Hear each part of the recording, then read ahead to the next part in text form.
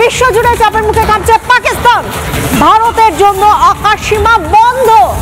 পাকিস্তান ভারতের জন্য আকাশসীমা বন্ধ করেছে। তাহলে কি আক্রমণের ভয় পাচ্ছে পাকিস্তান? সত্যি কথা বলতে কি মনোক, আমাদের পাকিস্তানের আকাশ পথে যাওয়ার কোনো প্রয়োজনীয়তাই নেই, ভারতের সেই প্রয়োজনীয়তাই নেই।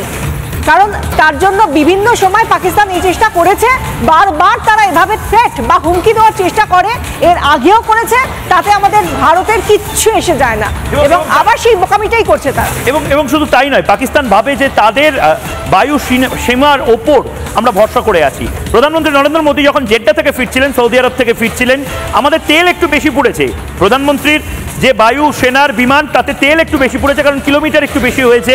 কিন্তু জেড্ডা থেকে সৌদি আরব থেকে ইউএই দুবাই হয়ে একদম সরাসরি মুম্বাইয়ের ওপর দিয়ে দিল্লি যাওয়া, অর্থাৎ সাধারণত যে ধরনের রুট আমরা নিই তাতে পাকিস্তানের ওপর দিয়ে সরাসরি দিল্লি যাওয়া যায়, অমৃতসর হয়ে দিল্লি। সেটা না করে আমরা পাকিস্তানকে সম্পূর্ণভাবে অ্যাভয়েড করে, বয়কট করে এখন থেকে যেটা বিমান সংস্থাগুলিও হয়তো প্ল্যান করতে চলেছেন।